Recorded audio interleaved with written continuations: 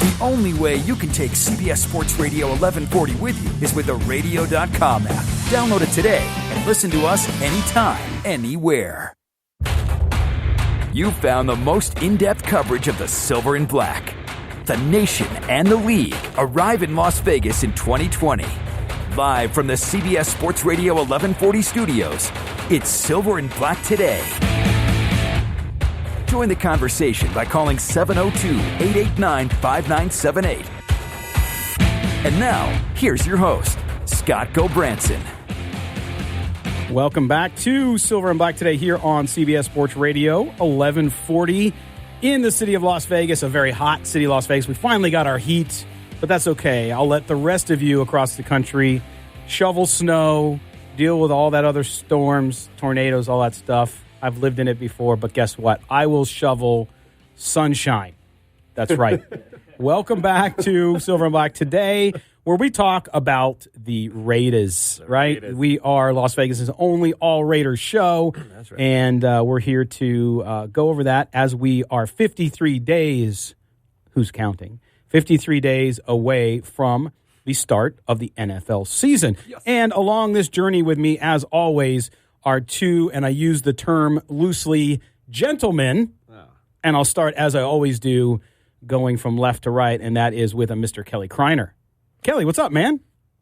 Me too early in the morning to be insulted to start off the show. Wow, you weren't insulted. As you said, as you always say, my friend, I am a realist. And so you were going to say that you're trash. No, that's you have dominated, and that is your term. So I would not infringe. That's right. On your. I do use that. Openly. I do use that a little too often. I know, but that's okay. It's your term. And I like that because everybody needs a little bit of their own thing. You know what I'm saying? Catchphrase. It's your catchphrase, and at least on this show, and actually in general. So that's good, and people know you for it. So hey, you got to be known for something, right? It's better than a lot of other things that could be less exciting than that. And also with us is Chaz Osborne. Hey. Chaz, what's up? Hey, are you awake? Are you awake? What's the deal, man?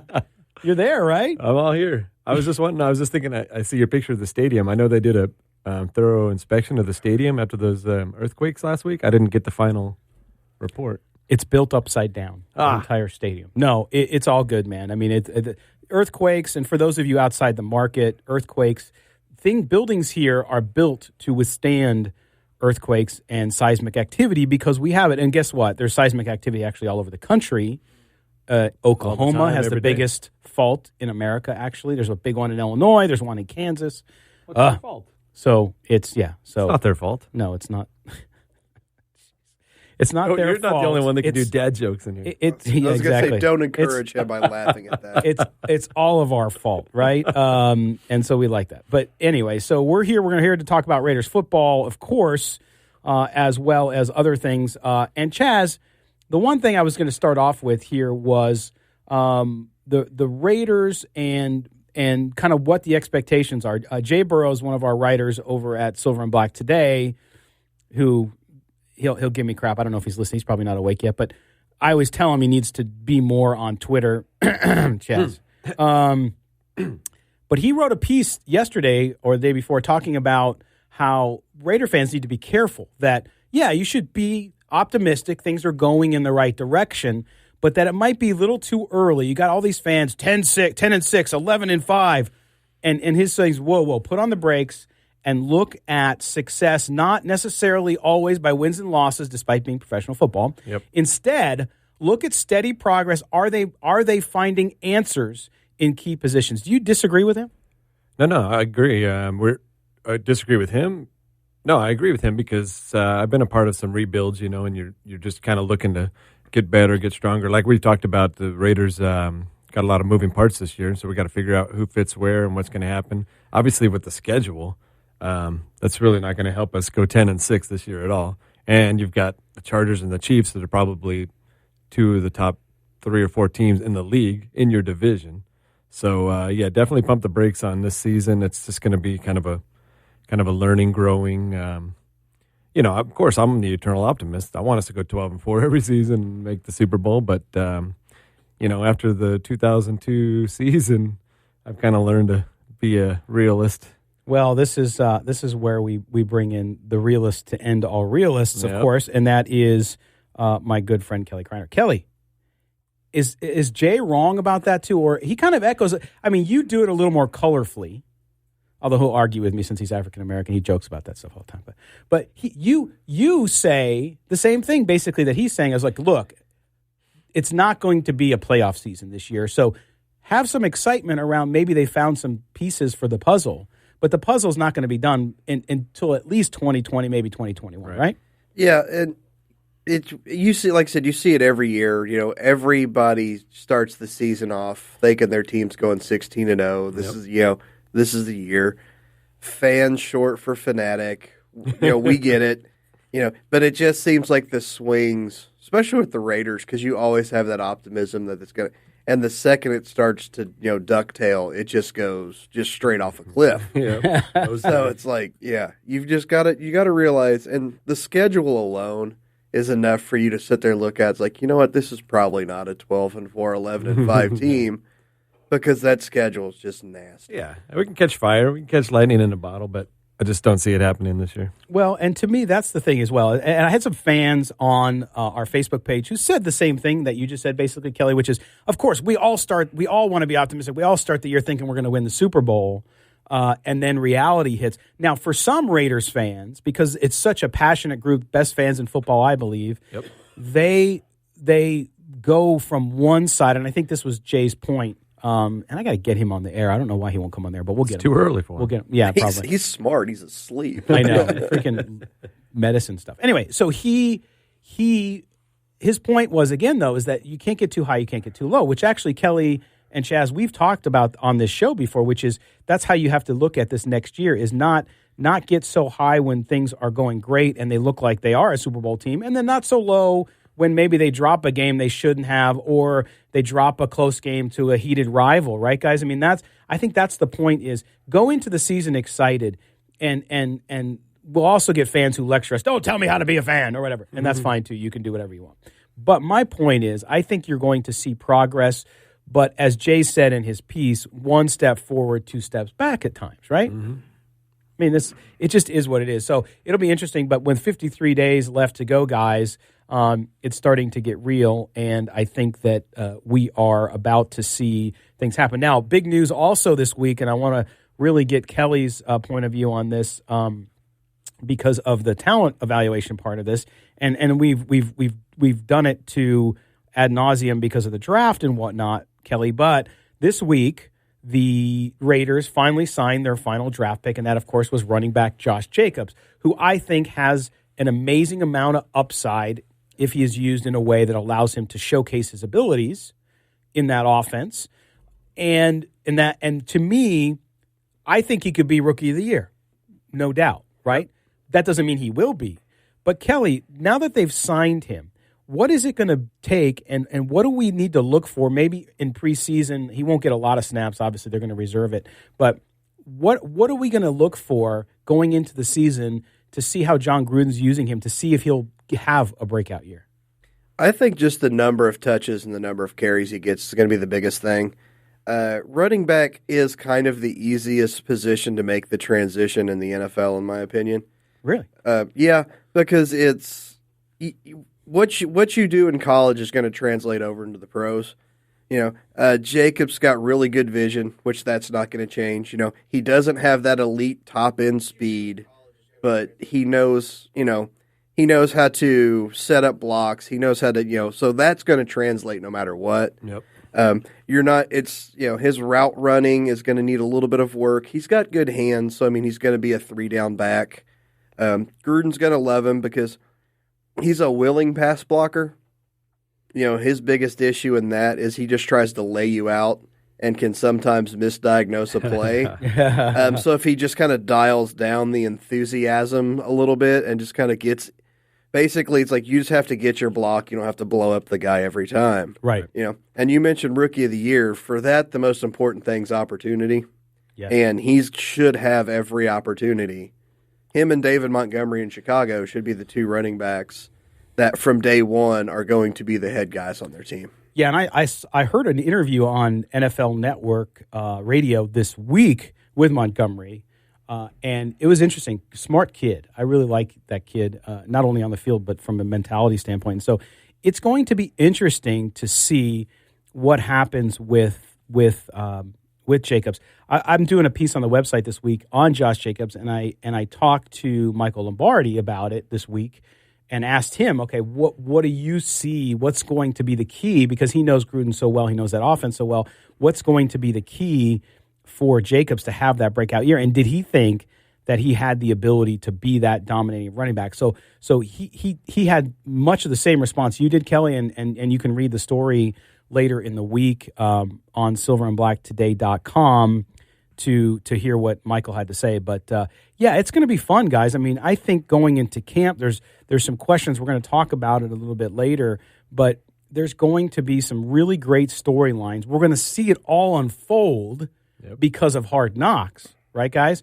And this show, we're going to have a lot of opportunity to critique Hard Knocks and talk about what happens in those episodes once it gets started. So if you don't have HBO yet, you're probably going to want to go get it, right? So, and there's still a lot of, Chaz, there's still a lot of people, with about a few seconds we have left here, there's still a lot of people who don't like them being on Hard Knocks. I think it's going to be interesting to watch how it unfolds. I actually haven't really watched that much Hard Knocks because it wasn't the Raiders, so I'm looking forward to seeing it this year. The teams hate Hard Knocks. The last thing they want is a TV crew disrupting the... Right. Yeah. It's, I mean, everybody fights against it.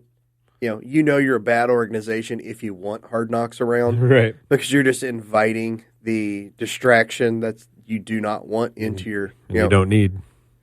Wow. Okay, so we know where you guys stand on Hard Knocks. We're going to step aside for our first break. When we come back, the NFL CBA collective bargaining agreement, 18 games. Will the Raiders have to play 18 games in coming seasons? We will talk about that next on Silver and Black Today here on CBS Sports Radio 1140.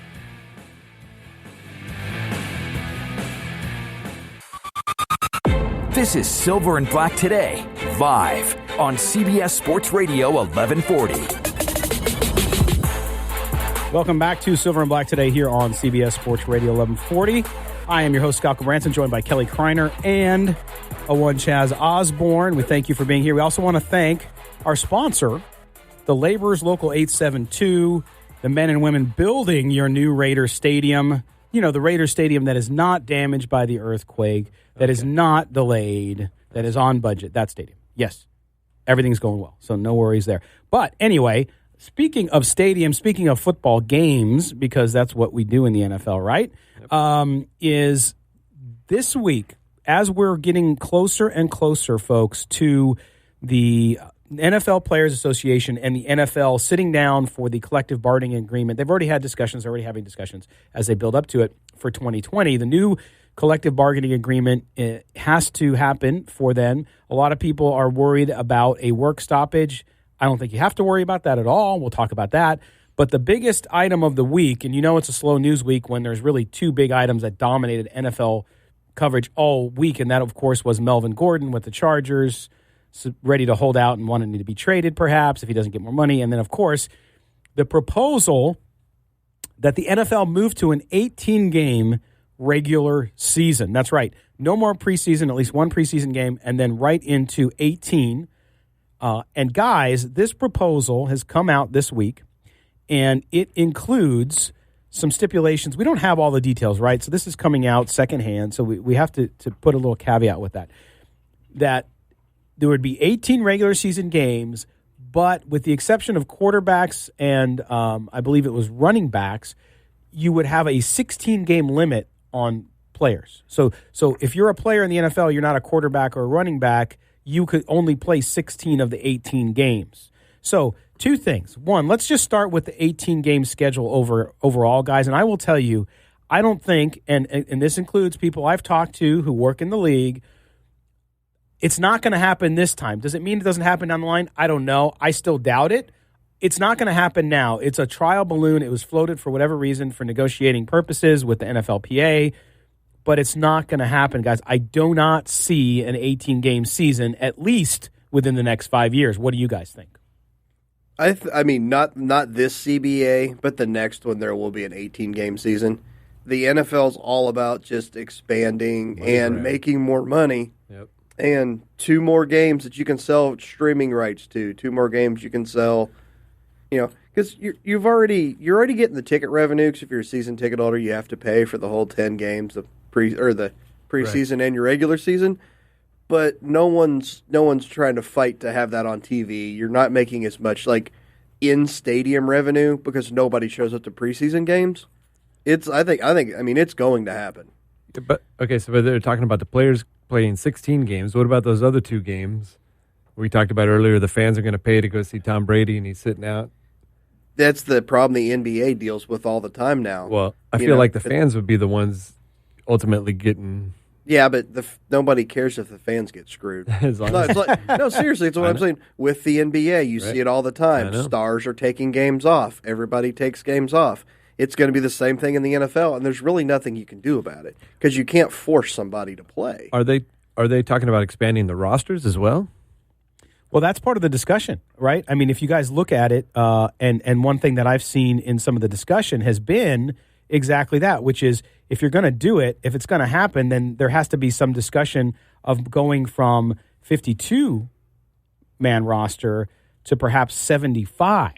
Now, again, I've always said all along that the 18 games isn't going to happen, despite the fact that the NFL Players Association, in my view, is the weakest union in professional sports.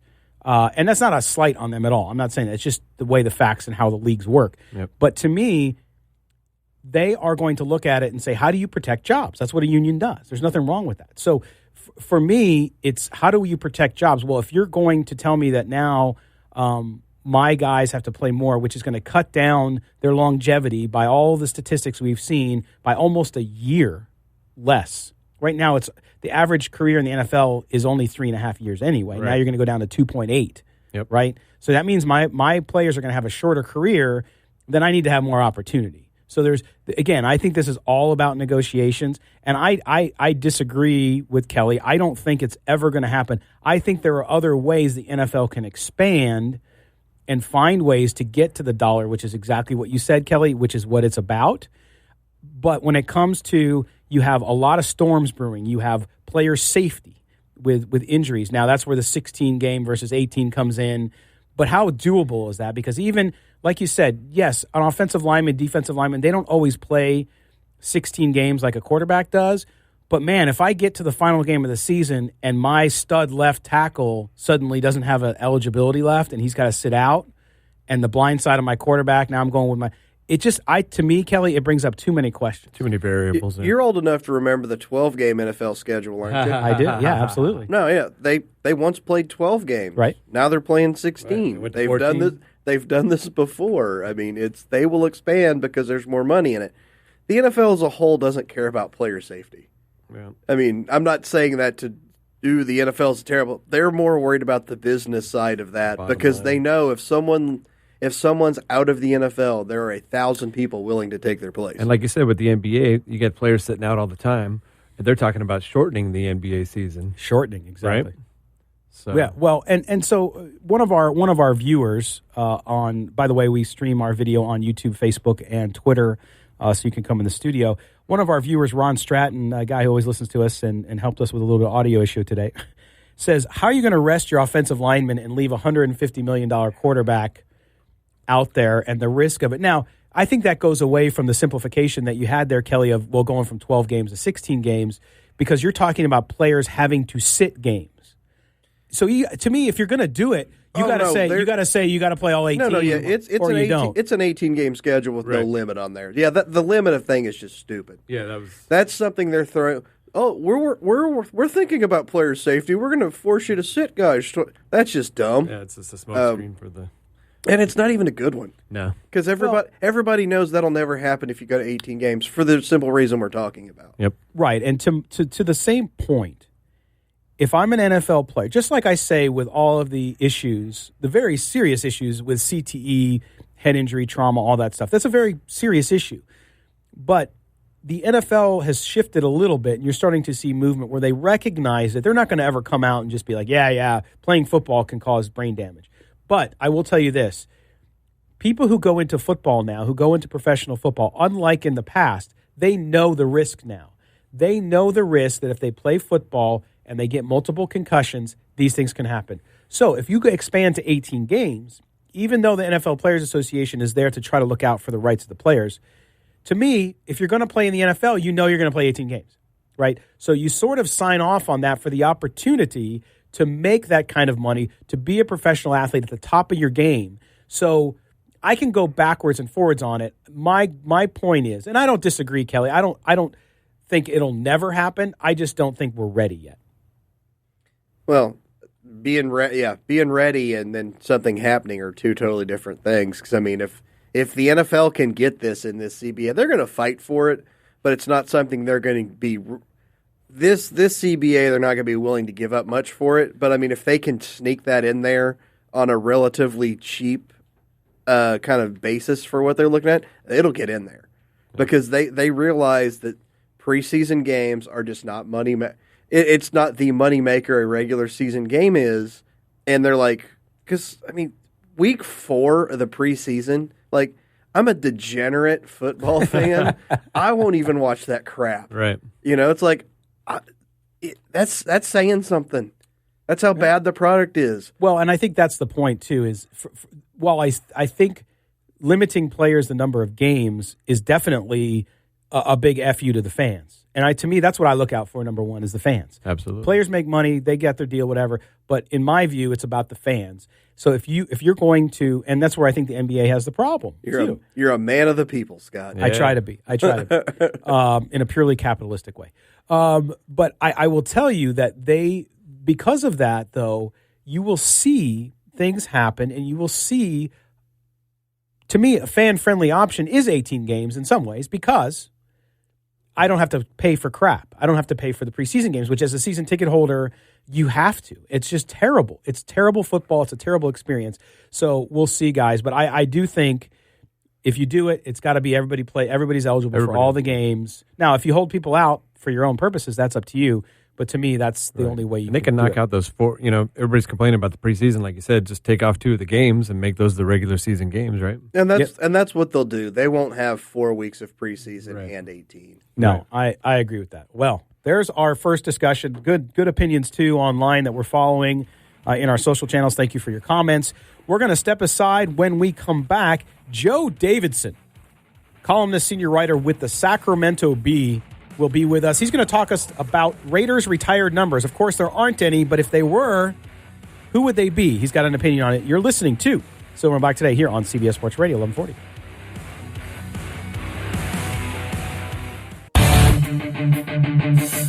CBS Sports Radio. This is Cliff Branch, former of the Oakland Raiders, 3-time Super Bowl champ, 4-time Pro Bowl, and you listen to the Silver and Black Show. Welcome back to Silver and Black today here on CBS Sports Radio 1140 in Las Vegas, Nevada, the future home of the Raiders. And you heard Cliff Branch bring us back in. We all know Cliff Branch should be in the Hall of Fame. I actually heard a discussion this weekend about this and between him and some other folks, and it's amazing he's not in there. But one of the other things, too, that the Raiders have always been very steadfast on, and it was part of the reason was because of Al Davis, the late owner, wanting to not put one player above others and to treat all of them fairly, was the Raiders do not retire numbers. Joining us on the phone now is Joe Davidson, senior writer, columnist at the Sacramento Bee. And Joe recently did a story about this, sort of saying, hey, you know what, if they were to retire numbers, what would they be? So we go out on the newsmaker line and bring in Joe Davidson. How you doing this morning, Joe? I'm good, guys. How are you? Hey, Joe. We're doing really good. I appreciate you being here with us today and talking about your story. Good to be with you. Great. So, Joe, when we look at this and we look at the Raiders, one of the things that it seems like Raider fans even relish the fact that they don't retire numbers, the fact that you have 2 great players in George Blanda and wearing number 16 and Jim Plunkett wearing number 16. Fans seem to have embraced that and liked that. But you bring up a good point in the beginning of your story. You say, hey, look, the NFL is embarking on their 100th season. The timing might be ideal to kind of start to bring back a lot of these players, which the Raiders tend to do anyway. But it might be worth considering this. If the Raiders were to do this, tell us your logic here on why maybe they'd want to reconsider. I think there's three layers to it. Raiders' final season in Oakland, all those great years in the Bay Area with a few years down in Los Angeles, a 60th season of the Raiders about to start, as you just mentioned, the 100th season of the NFL about to start. So there's three layers, team leaving, all these anniversary dates. Why not send off that stadium and that era off in style and bring back some old Oakland Raider greats while they're still around, while they can still move, while they're still alive. They are getting older. And send them off a rousing tribute by retiring a number. And certainly Al Davis is, his argument is very sound. And, geez, if he retired 5 numbers, what about these 5 guys? And what about those other 5 guys? Right. So I came up with just a small list of guys who are already in the Hall of Fame. It would be hard to argue against. But, and it's I don't think it's going to happen. It would have been in the works by now. And it was great to catch up to Amy Trask. She was the CEO of the Raiders for quite a few years and a right-hand confidant for Al Davis. And she shed good light. That they had this discussion many times. Because we all know that Al Davis embraced the history of the Raiders as much as any owner in any sport in history. And he was always loyal to the Raiders.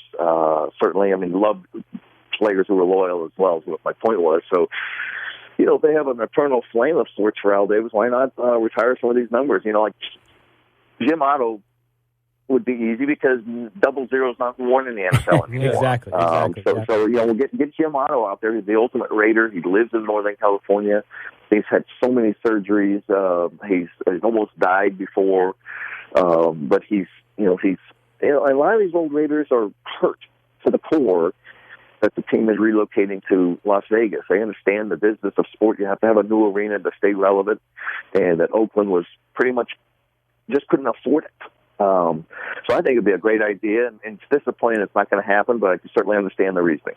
Sure. Again, we're talking to Joe Davidson from the Sacramento Bee about retired numbers for the Raiders, and you mentioned in your story, Joe, there's only a few other NFL teams that are older than 25 years old that don't have retired numbers. Atlanta Falcons is one of them. Dallas, although, like you said, Dallas kind of takes numbers out of circulation. They're not officially retired, but you haven't seen anybody wear 8, 12, of course, Roger Staubach and Troy Aikman, and 22, Emmitt Smith, in a while. And in your conversations with Amy Trask, she said the conversation came up, but it just wasn't something that Al Davis believed in. Now, things have changed, as you mentioned. Not only is the team moving, but it's now run by his son, Mark Davis, who seems to defer to a lot of what his father did, but at the same time is starting to forge a little bit of his own way.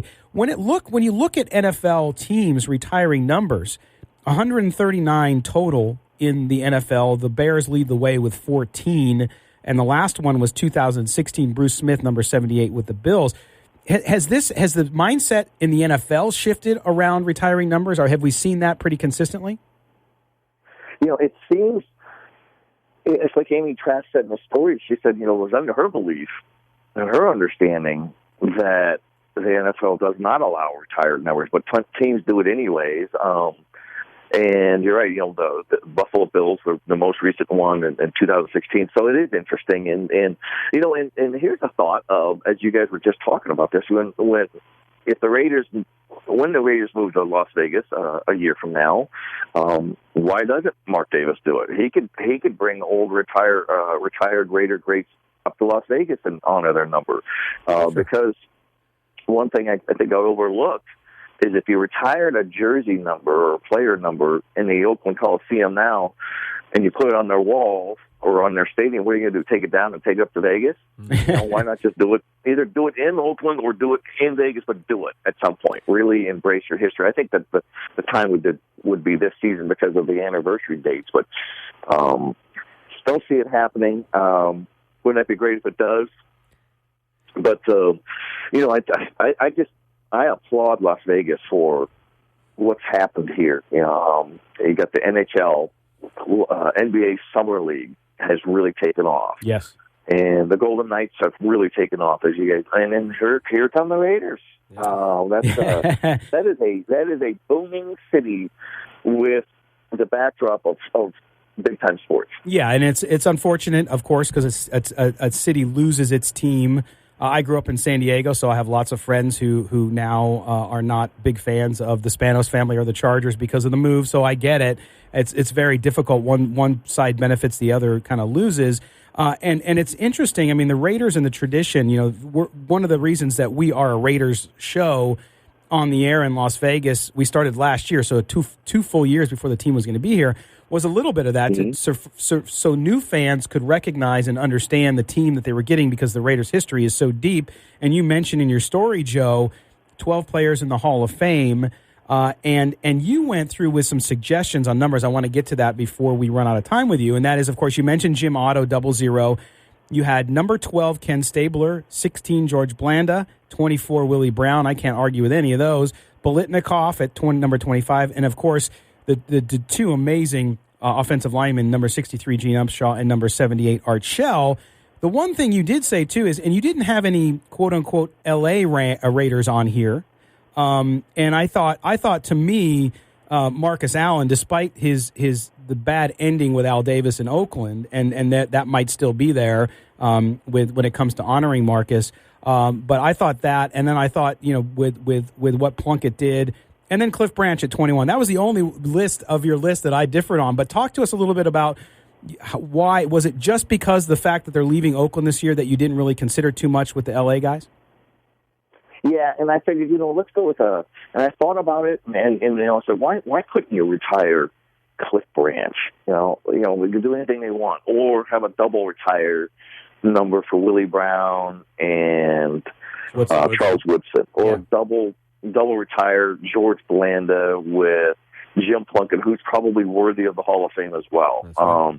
And then could have probably had Ray Guy at number 8. They're great punter. And how about Ted Hendricks, number 83? Yeah. Mike Haynes, number 36. There's so many more. There's so many. Howie. And I thought, well, let's not go overboard and have 12, 13, whatever. Let's put Eric Dickerson in there. He played 1 year for the Raiders, but he's in the Hall of Fame, and throw his 29 up there, and or 28, whatever he was. And so I just went with, let's go with 7, which is synonymous with football, and just go with that. And they're all, Jim Otto, Stabler, Blanda, all these guys on that list. Their careers were in, predominantly in Oakland or all in Oakland. So that's what my thinking was. I got a lot of emails, and people said the same thing you did. What about these other guys? Sure. Some said Dave Dalby, number 50, and Phil Piano at number 41. A lot of people love their Raiders. You can't retire 50 numbers all of a sudden. Therein lies the problem. So what is interesting about some of these numbers is receivers will never wear number 20s in the 20s anymore. Right. Fred Bolitnikoff, 21, Cliff Branch, 21. Those just aren't going to happen. Or a punter at number 8. So that's the Raiders were unconventional with jersey numbers. So why not retire some? That's right. No, Joe, I think or a Ring of Honor, or a Hall of Fame, or a Club Hall of Fame. All the above. And actually, Joe, you're a little bit of a prognosticator with this one, because from what my sources tell me, they're going to have not only a Hall of Fame at the new stadium, which of course they haven't really had either, but they're also going to have a Ring of Honor type. They're trying to do it a little differently from the very little details that I do have. So that is coming, and I think they are waiting for Las Vegas, which I know is a little bittersweet for the folks in Oakland, but at least those guys are going to get their due. Just a great story, Joe. I appreciate you taking a look at it. It's always fun, especially during this dead period in the NFL where there's not a ton to write about, to go through and use history. We've been doing a lot here on the show. So, Joe, I appreciate you being with us, and we'll reach out to you again real soon, I'm sure. You bet. Thank you. Anytime. Good to catch up. All right. You take care now. All right. Joe Davidson from the Sacramento Bee on possible retired numbers for the Raiders. We're going to step aside. When we come back, we'll close out the hour talking about some Raiders traditions and other traditions and get your view on those. You're listening to the Silver and Black today here on CBS Sports Radio 1140.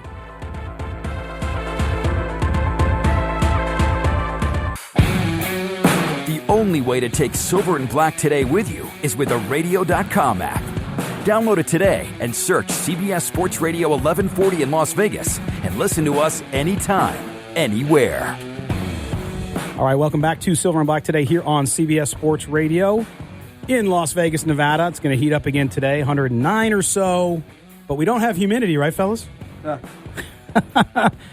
anyway, we are going to talk a little bit now in this final segment about Raiders traditions. Now, we're going to get into that. Just a reminder, too, the top of the hour, we're going to have football royalty here, and that is, of course, Ickey Woods, UNLV alumni. I have to say that, of course, because I am as well.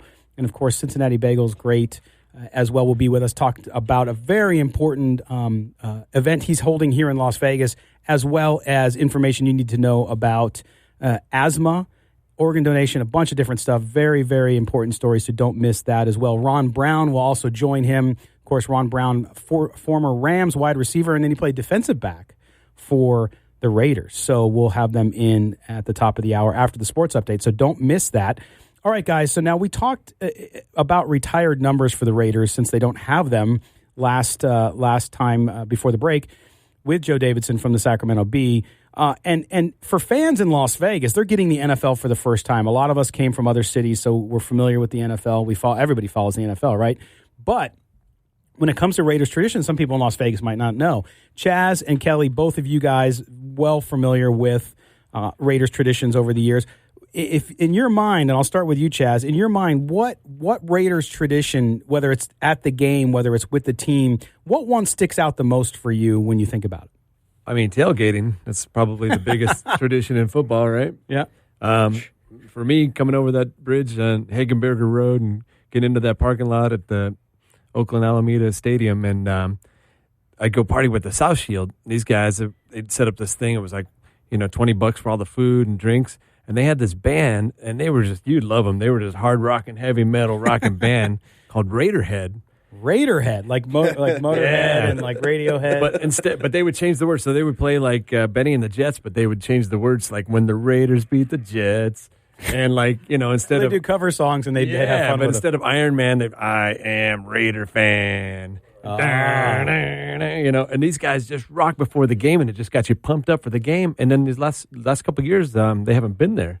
So I'm not sure if there's any Raiderhead fans out there or the band. We'll call in, let us know where you've been. We'll see if anybody on the video feed lets us know. Yeah, that was just football for me, just getting pumped up before the game, tailgating, and just having a good time. Yeah, absolutely. I mean that, and you hear that so much from folks, obviously tailgating, because most of them are upset that the parking lot here on the stadium site is not going to exist. Well, basically, it's going to be small. It's going to be different. But there will be somewhere to do it, right? You have to. I guess they've actually created a space for tailgating, but it's going to be like just small area where you can go in and buy food and so not. Yeah, really. It's called Chaz's Front Yard.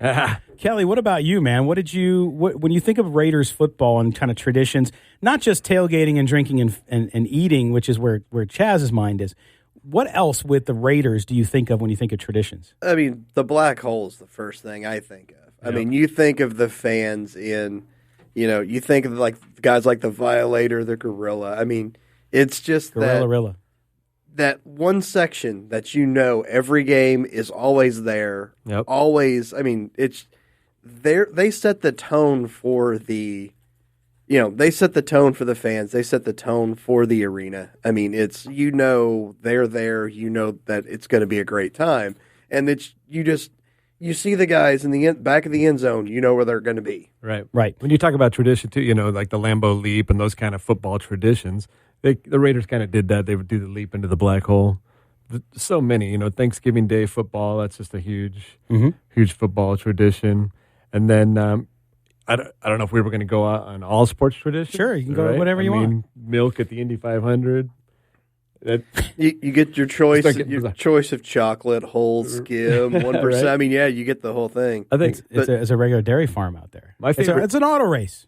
I like that with the hat tricks when hockey. When you're at the hockey game and everybody throws their hats out there. Well, for me too. I mean, I just to make a note on the Raider tradition. For me, not growing up a Raiders fan, right? So I didn't grow up a Raiders fan. I grew up actually disliking the Raiders because I lived in San Diego. Chaz, you were there.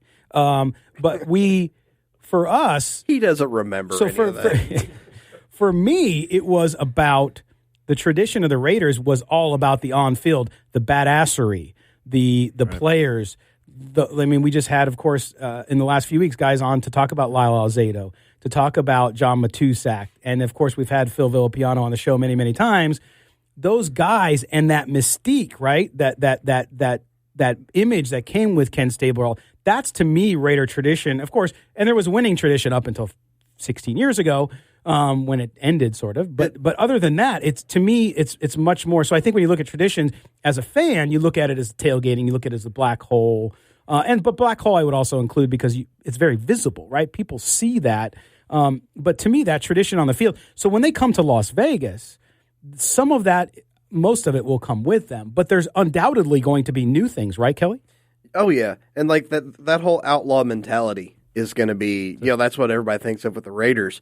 And I don't think that's ever going to go away. But Vegas is just a different animal than any other city. So I mean, this stadium, this fan base, it will have its own. Like it will have to find what its own voice is. It'll be fun to watch and see what new traditions start because of the city. The Vegas crowd will have its own voice, right. And chances are it will be slurry. And and even though Las Vegas is in many eyes of people now normalizing because we've become such a big city and we've grown. I mean, when I moved here, my wife was born here. And it was like 70,000 people. You're talking, early 70s, right? And then it grew. Now we're at 2.5 million. It's changed into a quote unquote more normal city. But go back in history. You look at UNLV's teams in football. We're going to have Ickey on in a few minutes. But also basketball. We also had that sort of outlaw mentality view. And people still look at it. There's still people you talk to who think that there's nothing but bad things here. It's gambling, addiction, prostitution, and that there aren't, regular things. What are the bad things? I don't know if there's a chill. I was gonna say. I don't know about the chill side of town. This is a family show. No, but seriously, I mean, I think it fits. I think the Raiders, that's why coming to Las Vegas was such a natural. So interesting stuff, and I appreciate everybody online talking to us as well about that. We're going to step aside for the top of the hour sports update, maybe an update from Wimbledon if you're into tennis. I can't even hit a tennis ball, but nonetheless, we'll get an update. And then we'll come back. Ickey Woods will join us, as will Ron Brown, here on the Silver and Black Today on CBS Sports Radio. Don't go anywhere. Lots of great things coming up here on today's show.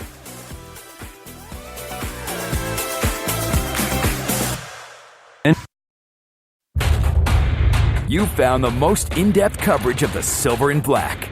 The nation and the league arrive in Las Vegas in 2020. Live from the CBS Sports Radio 1140 studios, it's Silver and Black Today. Join the conversation by calling 702-889-5978. And now, here's your host, Scott Gobranson. Welcome back to the Silver and Black Today here on CBS Sports Radio in Las Vegas. We appreciate you being with us. And we're excited in the studio. We got a team here in the studio. Let me tell you something. Two guys that I watched playing and were fantastic NFL pros, and now they're off doing amazing things in their communities as well. So we want to welcome first Ickey Woods.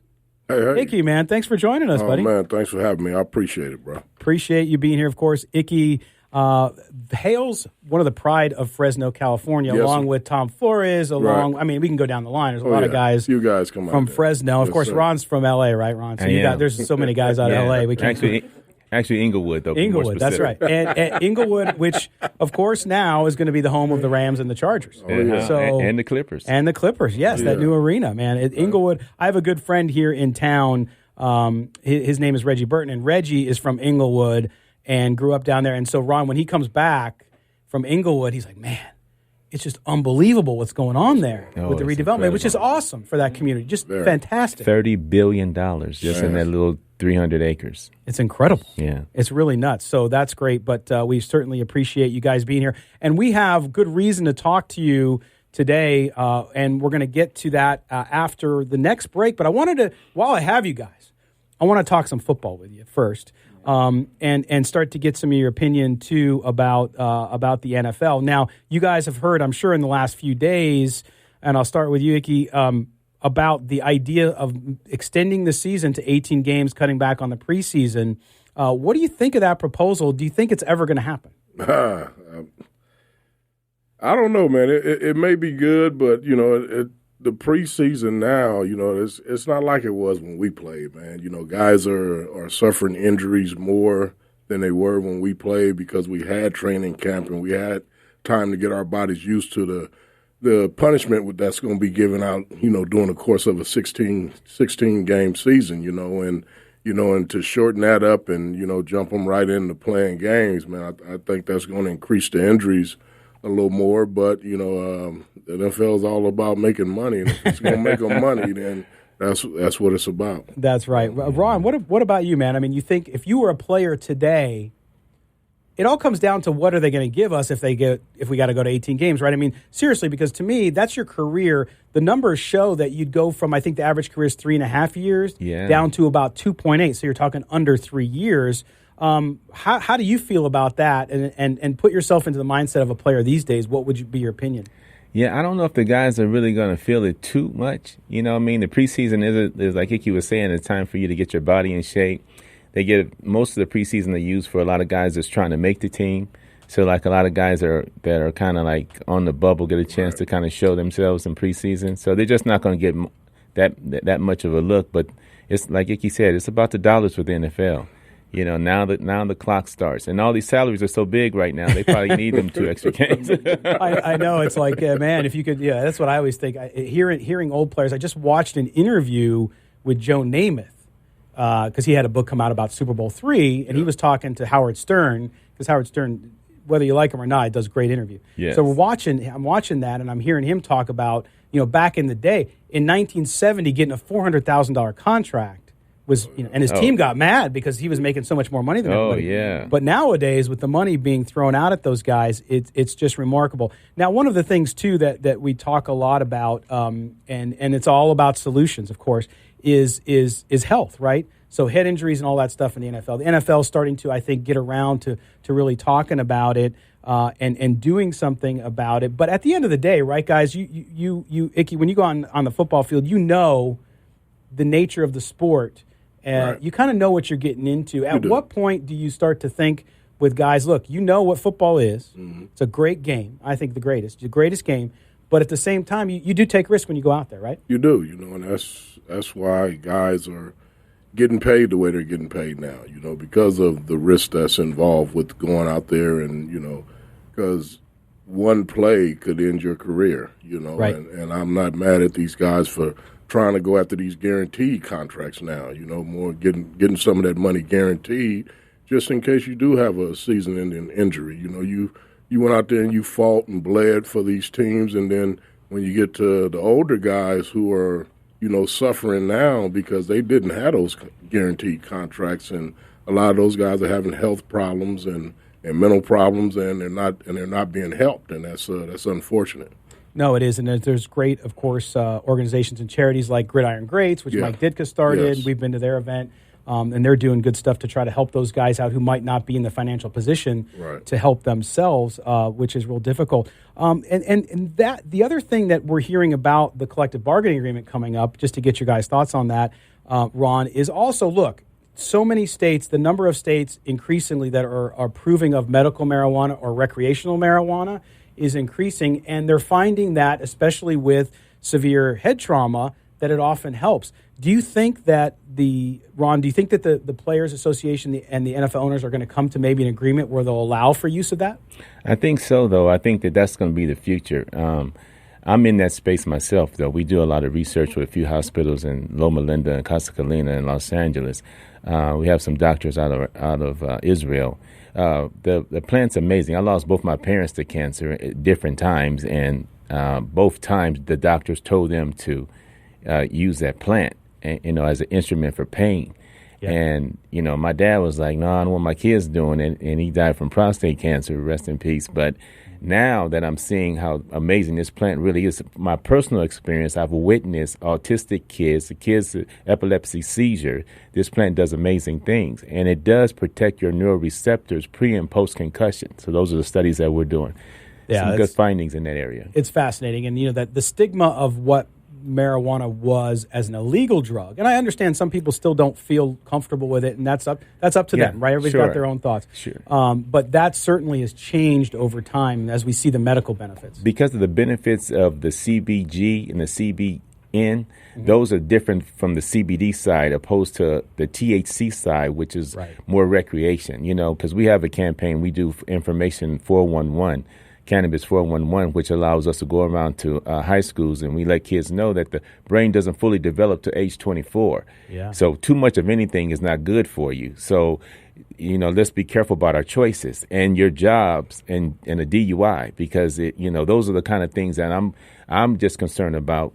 Being a father of 3 boys, don't drink, don't smoke and drive, and be careful about what's in front of you as far as your career and your choices that you make. I mean, like I've seen this marijuana thing cost some of these guys going into the NFL millions of dollars. Oh, big time, yeah. Because they do have the right to set that rule. Yeah, big time. And I mean, I know you also do a lot of work in the community with at-risk youth and everything, so you're always around. I'm sure that's a key message for you. Now, back to football. I want to ask, because of the positions you guys played, and Ickey, with running backs in the NFL today, a lot of talk about how things have changed. Yeah. When you look at running backs and with the spread offenses and how things are going, what do you think of the evolution of the position? And maybe when you're watching football today, I don't know how much you watch, but when you watch today, who is it that you like watching?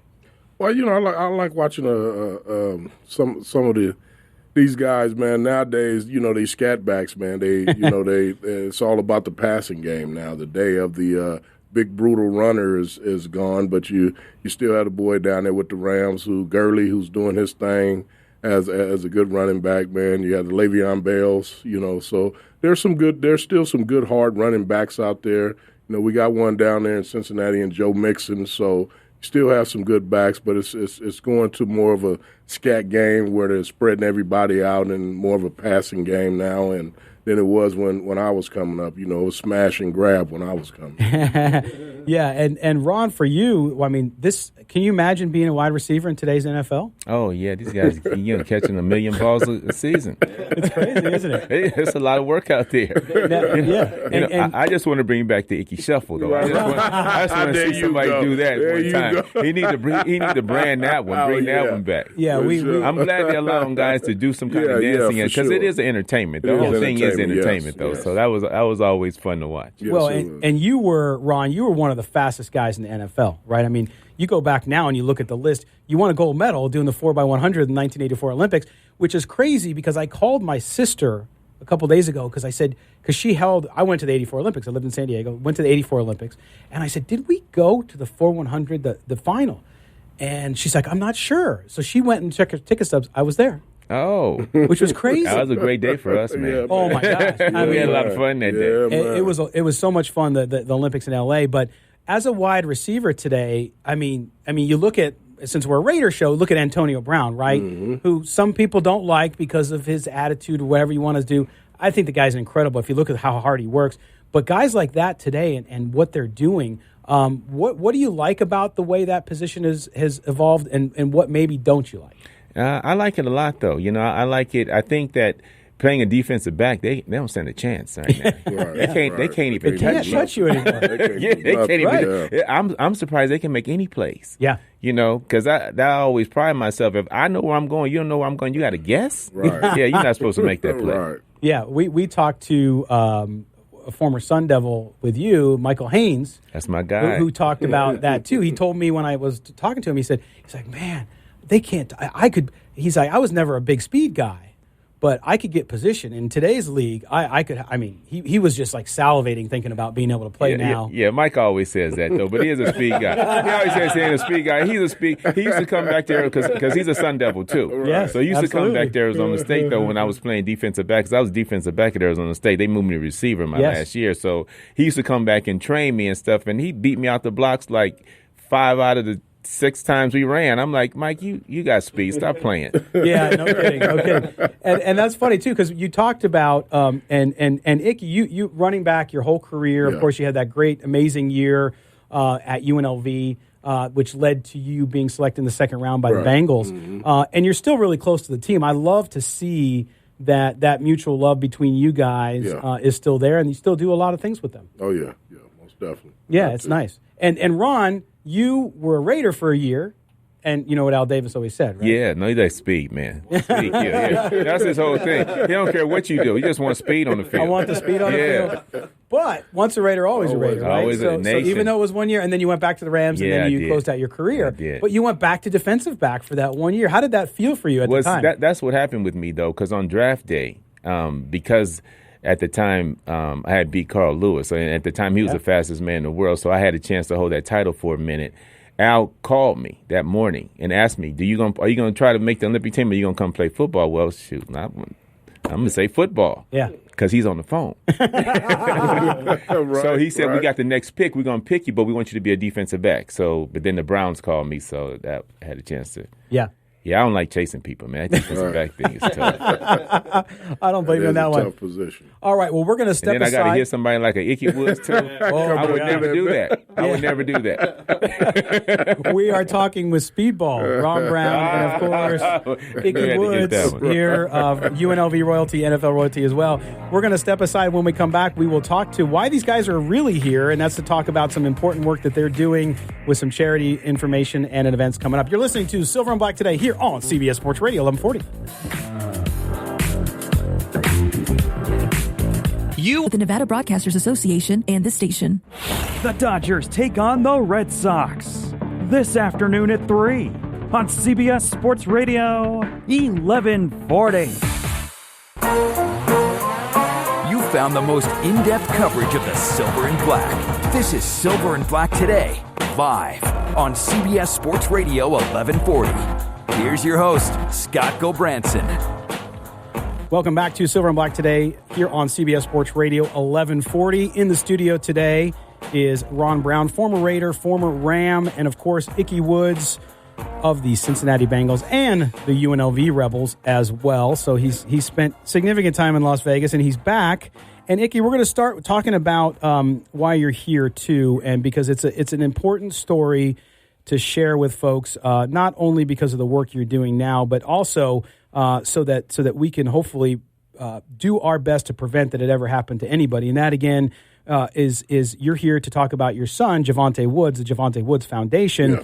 Yes. Unfortunately, and again, even though it's been a while, our condolences, you lost your 16-year-old son to asthma. Yes. And as a parent of 5 kids, yes, I can't even imagine. And I know the pain doesn't go away, but what a great thing you're doing. Tell us about the Javonte Woods Foundation and what you guys, from a mission standpoint, do. Yeah, well, I started to found after I lost my son, didn't really realize that asthma could kill. So when I lost him, I started doing some research and come to find out asthma is the fastest growing disease in America. And not only that, since 1980, asthma has risen 80% in the kids from the age of being born to the age 19. And a real alarming statistic that kind of blew me out the water is that 11 people a day die from asthma. Wow. 11. And yeah, and I was blown away by that. And I started doing some research and found out there's really nobody out there doing anything about asthma. So we started the foundation 8 years ago, and we've been able to do some great things. You know, we've donated over $100,000 to Cincinnati's Children's Hospital to do some research and hopefully, if not find a cure, find a better way to treat it. And I started doing some things in my hometown of Fresno as well. And so I wanted to branch out. My goal is to have my son's foundation, the face of asthma. And so I went to school here, and I wanted to come back here and do some things. And we've kind of teamed up with Children's Hospital here. And so we're trying to raise money for them to, do some research and maybe help some kids who can't afford the asthma medicine, that type of thing. So we're trying to do some great things here, and we'll have a asthma awareness day on the 7th of September, and then we'll have our golf outing on the 8th of September at Valley High. So, the Saturday, the Family Awareness Day at Sunset Park. It's free to everybody. Come out, asthma screenings, which is so very important, right? Very important, People find out. And make sure you care for your family and for your kids and for yourself. Yeah. Adults get it too, right? Yeah, and they don't even know. We'll have doctors and things out there, to talk about, and another thing we want to do is try to educate these coaches, especially little league coaches that really don't know a lot about asthma. We want to try to educate them on the signs of asthma because, back, in the day, it was like if a kid was out there loafing, he may have had asthma, but they were saying that he was a loafer and, Sure. and run him extra. Didn't want to run. And the kid couldn't breathe, And so we want to try to educate them and make sure that they know the signs. And if the kid has asthma, make sure that they bring the inhaler to practice with them. So in case they need it, and it's a rough disease, but hopefully we can, if not find a cure, find a better way to treat it. Absolutely. Yeah. And again, that's going to be on the 7th. That's the Saturday. And of course, that night, you're going to be honored at the UNLV versus Arkansas State football game at halftime, which is great. That'd be great, man. They honoring the 80s team or the 80s decade. Yeah. So I'm going to be out there also signing autographs. So Great. Guys, come on out. We're asking for a $20 donation to the foundation for the autographs. And we're hopefully raise a lot of money that way to help us in this and to fight this deadly disease called asthma. Yeah, and some of those guys, for our Raiders fans who might not be as familiar with UNLV football, though that decade, right? You had Randall Cunningham, you had Sam King, you had locally Steve Stallworth, Steve. Yep, and then we had Keenan McCardell was in the 80s. Yeah, so we had a nice crew of guys, man. They came out of them 80s, man. Oh yeah, absolutely. Yeah. And then the golf tournament on Sunday, beginning at 8 a.m. at Valley High Golf Club. Listen to this, folks. Not only will Ickey be there, but Larry Johnson of UNLV, of course, basketball fame, Reggie Theus, Rush Street Reggie, as I still call him.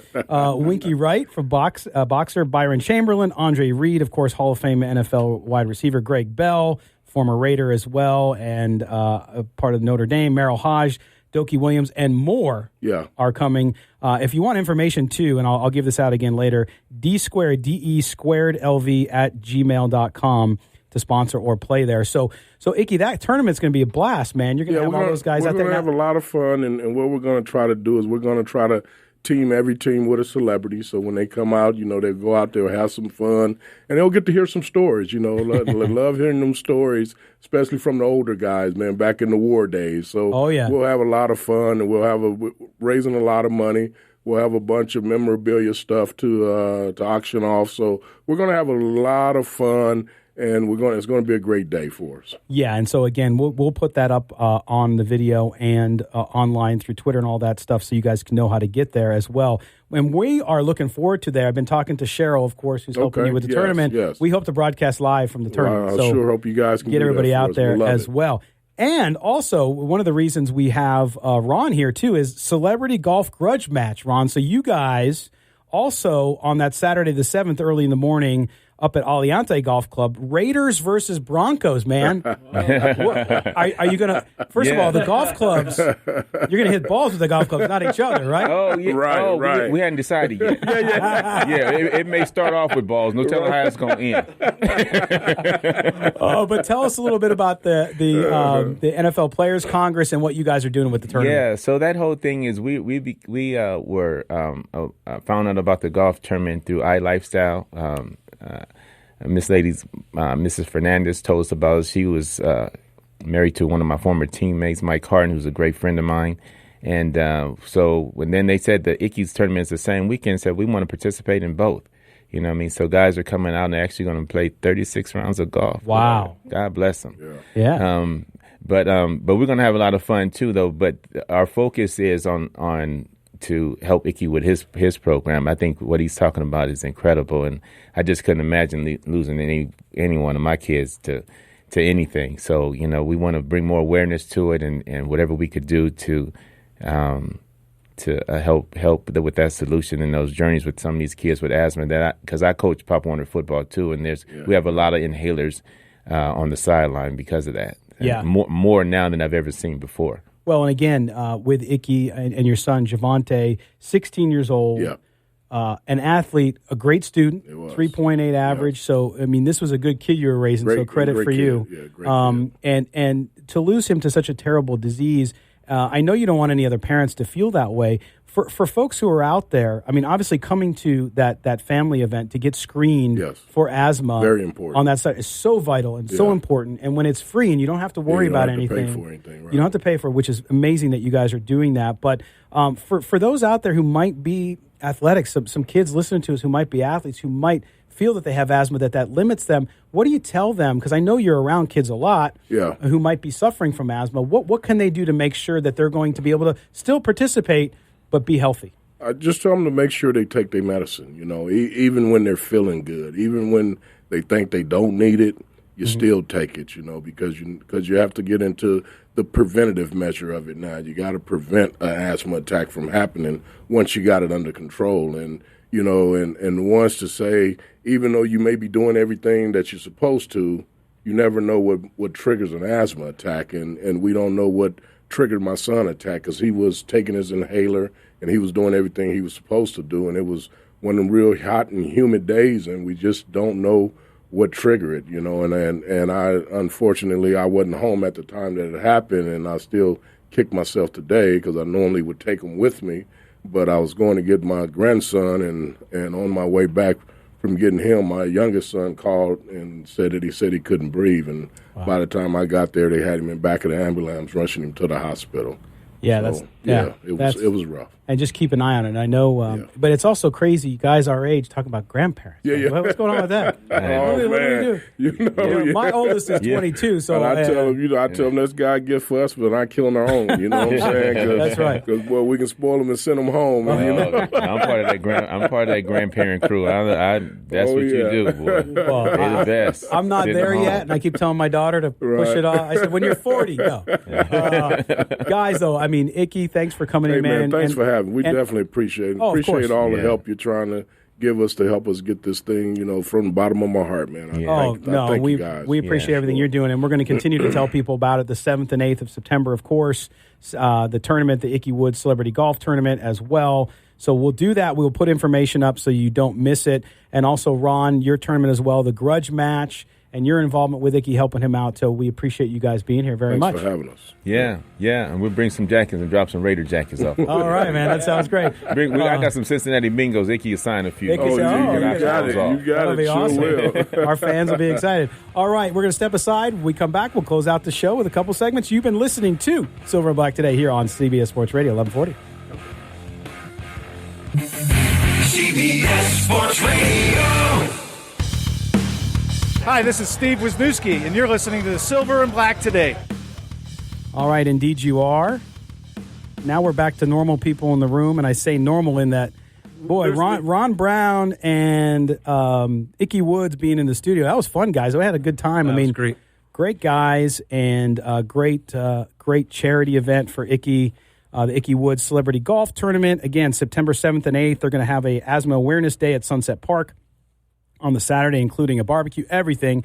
And then Sunday, the golf tournament, which we're hoping to be at live, beginning at 8 a.m. Ickey Woods, Larry Johnson, Reggie Theus, Winky Wright, Byron Chamberlain, Andre Reed, Greg Bell, Merrill Hodge, and Doki Williams. Doki, yes, who we've had on the show. Also, the Celebrity Grudge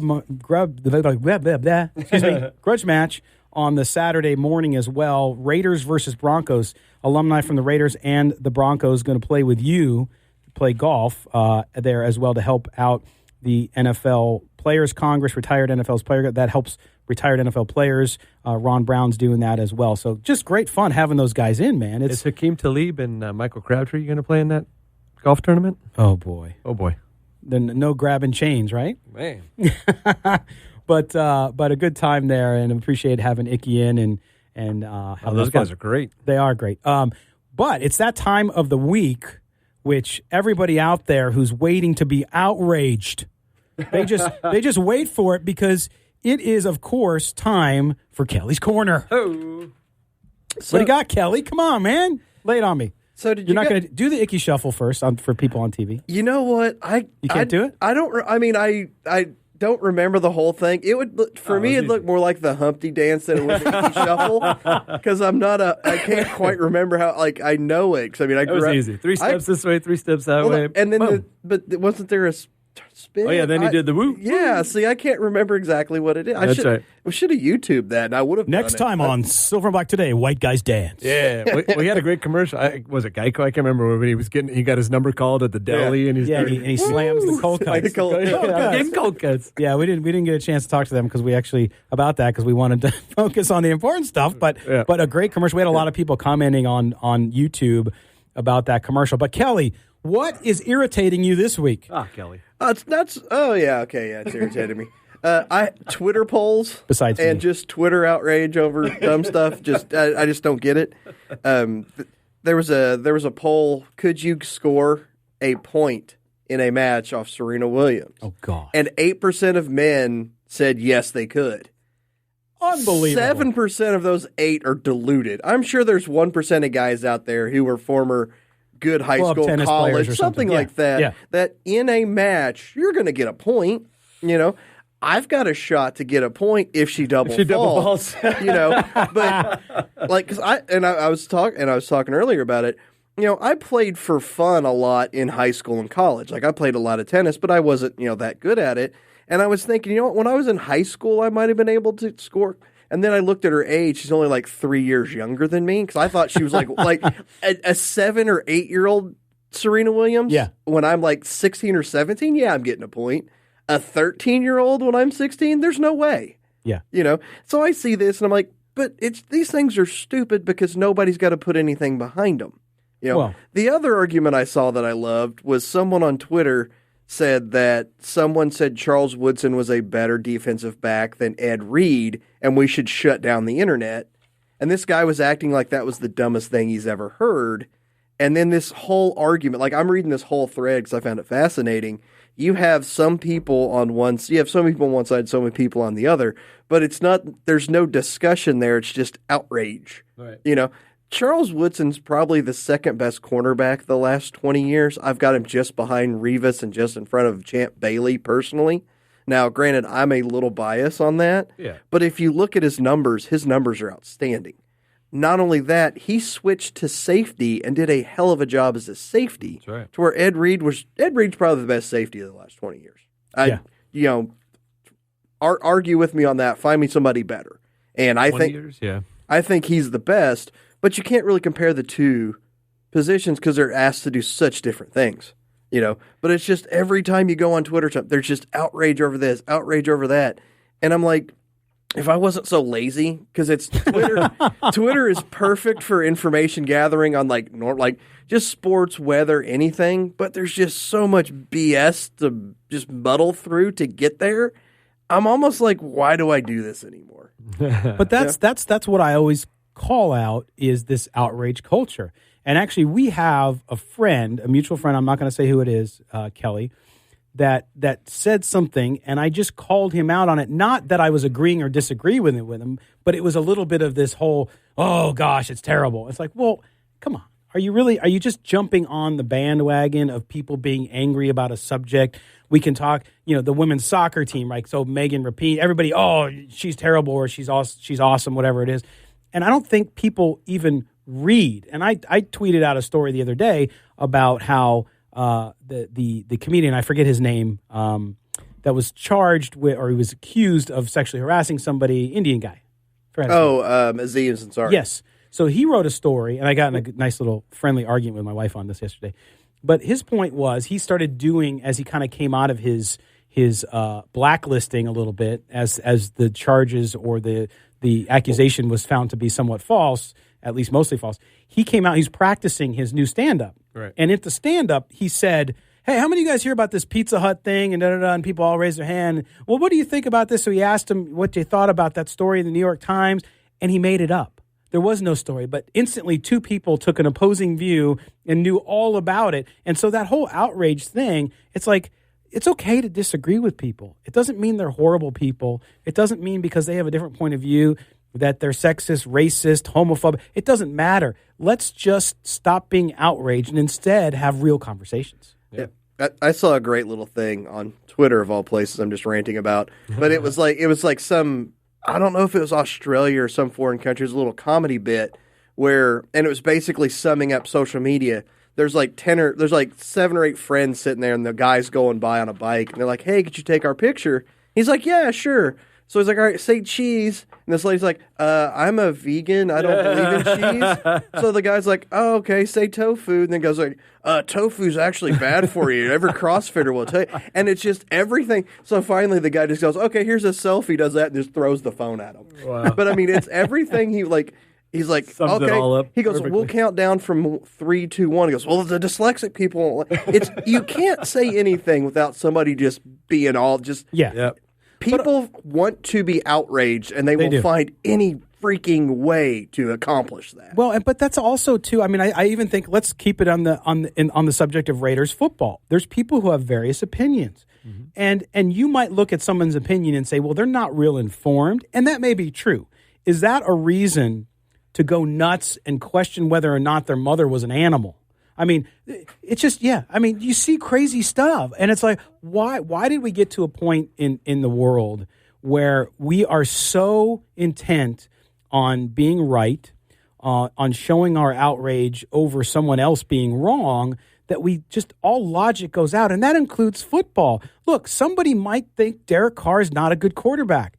If they have good logic around it and they present, I'm okay, even though I disagree and I think they're wrong. You're wrong. I think you're wrong. But, okay, you have your point of view. I'm not going to go crazy on it. But, Kelly, it just seems like people can't accept other people's points of view anymore.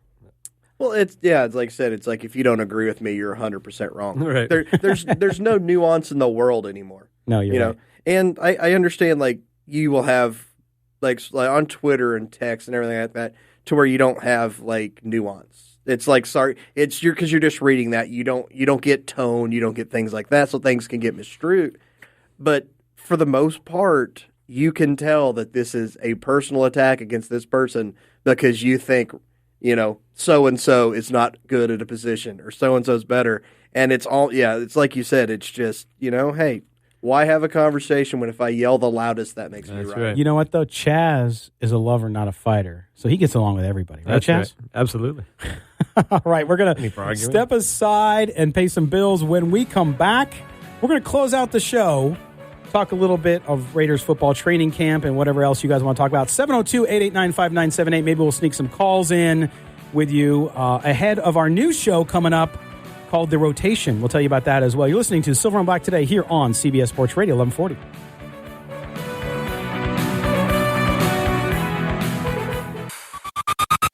This is Silver and Black Today, live on CBS Sports Radio 1140. Welcome back as we get ready to head into the stretch here on Silver and Black Today on this 14th day of July 2019. Yeah, I'm getting doing the radio. I'm getting ready. I have another show coming up after this, Kelly. Yeah, way to prepare for your other show. Glad to know we're important. Yeah, really. You're welcome. But we, again, want to thank... Can't be any worse than this one. Wow. Who needs enemies? Want to thank, again, Ickey Woods, the great Ickey Woods, UNLV alumni, UNLV Hall of Famer, and NFL player, of course, with the Cincinnati Bengals, and Ron Brown, former Raider, Ram, Speedball, as he was called. That guy was fast. 4x100 relay Olympic gold medalist in 1984. And you were there. And I was there. Craziness. Real deal, man. And both good guys. We also want to thank UMC because we talked about the asthma screenings. Children's Hospital of Nevada at UMC is going to be providing those free asthma screenings. We want to thank them because they are going to make a big difference in a lot of people's lives. And we'll keep you updated on that tournament. All right, guys. Well, we're heading into the stretch here.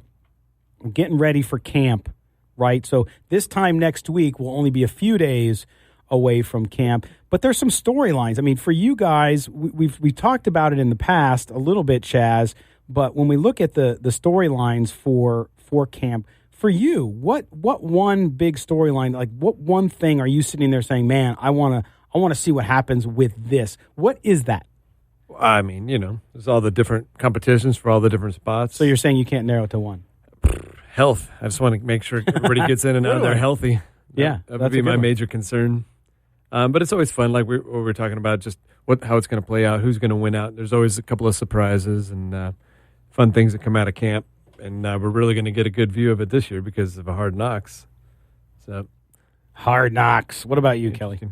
I'm most interested in who's the other defensive end on the opposite side of Cleveland, because he's going to be a starter from day one. And well, you better be if you're drafted there, right? Well, not necessarily, but you would hope that he would kind of hop in there, but it's not like going to be a death sentence if you bring him in a little slower. But just with our defensive line, you look at it, he's going to be a starter from day one. Yep. But the other side, because the other side's where you're going to get your speed rusher, because Cleveland's never going to be a speed rusher. He's more of that run stuffer that he's going to get pressure, but that's not going to be his main focus. That's not going to be the main. He's not going to be the main pass rushing force on that defensive line. He's just going to be a solid pillar over there. I guess offensive line's got some question marks as well. It's going to be something to watch. Nah, they got Richie Incognito on offensive line. Oh, boy, here we go. Don't get him started on Richie Incognito. So the news with 2-game suspension on Incognito? Oh, there you go. Yeah, a suspension was expected. Nobody kind of knew what it was. Right. But without it being, 2 games kind of is what I would say 2 games is what was expected, because there wasn't an arrest. There wasn't, it's just, he said, stupid. She said kind of. Well, I know it's a little more than that. It's just extremely stupid behavior from a crazy, crazy person.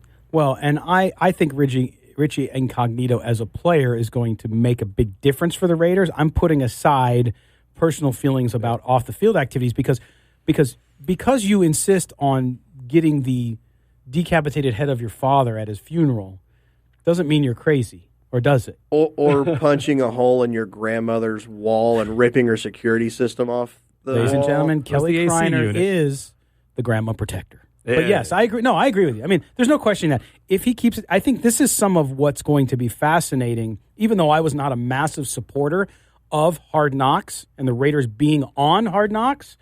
I think that these storylines are going to be interesting. Now, of course, it's edited to show you what they want. Mm-hmm. But if something's melting down or if something's not working, you can bet your bottom dollar that to a certain degree, I don't think always, to a certain degree, the NFL and Hard Knocks, NFL Films, will show it. So we'll see how that all... Antonio Brown, too. The guy, his work ethic and what he's doing, those videos and stuff from his doctor, his physiologist, working with him and all that, amazing. But what happens when he gets challenged? Because you've lost 2 games in a row and you drop the ball. I'm not saying he will. I'm just saying let's happen hypothetically. Adversity. Then what happens? Mm-hmm. Adversity. They're going to frame every narrative they can to make it look like a dumpster fire, because that's what everybody wants to see and everybody wants to watch. You see the way they edited some of the meetings and stuff between coaches and players in the Browns. Yeah. And it's obvious they were trying to make everybody there look as stupid as possible, which, granted, they were pretty good at doing that themselves. Right. But it was a hit piece, man. Well, but that's the other thing. That's the other thing, too. That'll fire up Raider Nation if that happens. But the other thing, too, is just like all reality television, with the exception of this show, because even though nobody sees Chaz grabbing my knee under the desk. Oh. No, just kidding. You know what I'm saying, though? It's not real. So you're going to see what is being fed to you. So don't, again, like Jay said in his piece, don't overreact or underreact to certain things. I think you're going to see some truth in there, and it'll be fascinating to watch because you're a Raiders fan. That doesn't mean it's all real, that it's all happening. And Jacobs is going to shoot up every fantasy football draft board. Oh, once yes. They see it, because everybody's he's going to be the star. Everybody, yeah. They are going to build the show around Gruden and around him. Derek Carr's going to be the aw shucks, milk and Oreos guy, which is totally fine. That's authentic for him, actually. But it'll be interesting to see what happens. So we close out another show, guys. Thanks for being with us. Great show. That's what. And we will talk more about training camp next week. Also next week, just so you know, we have guests booked already. Former Raiders player and UNLV player Leo Gray will be with us to talk Raiders training camp and what the team is doing in the community. Jesse Reed from Sports Knot on juicy storylines for Hard Knocks. So he wrote a whole story about it. We're going to talk to him. Also, Ryan Wilson from CBSSports.com on if John Gruden can truly fix the Raiders. He has a very strong point of view. I'm not saying you'll like it, but we're going to have him on, and it'll probably ruffle some feathers. And then our good friend, one of the guys I love best on Twitter, all of Twitter, Benjamin Albright, NFL analyst and a good friend of the show, will give us his first look at the AFC West rival camp of the Denver Broncos, guys. So we'll have that. Sounds good? Donkeys. But that'll be fun. We're going to start touring the AFC West camps to see how they go, how things are looking for each Hopefully Melvin Gordon signs in San Diego, or that's going to be a real slow show. Yeah, they're done. Yeah, if he signs in San Diego, he'll be by himself. But if he signs in Los Angeles, it's allowed. It's allowed. Is the stadium built? Are they playing in Los Angeles? No, they're playing in Carson. Yeah, there you go. They're still the San Diego Chargers until they move to L.A. I agree. All right. Well, guys, thank you as always for being here and contributing to the show. Also want to thank our engineer, David Stepani. And coming up next here on CBS Sports Radio, myself and Tony Farina, we debut a new show that's called The Rotation. That's right. We're going to have a show about general sports. Today, we're going to be talking about Major League Baseball. What a week with the All-Star Game and what happened in Anaheim. We'll talk a little bit about that. We'll also talk NBA Summer League and whatever else comes up. So make sure you join us for The Rotation at 10 a.m. here on CBS Sports Radio 1140. Until next week, Raider Nation. Make sure you check out the website, silverandblacktoday.com. Check out our YouTube channel. We'll have video highlights from today's show as well as other things. And follow us on Twitter, silverblacktoday. And we always appreciate you guys being here. Until next time, may the autumn wind always be at your back. Thanks. Talk to you next time.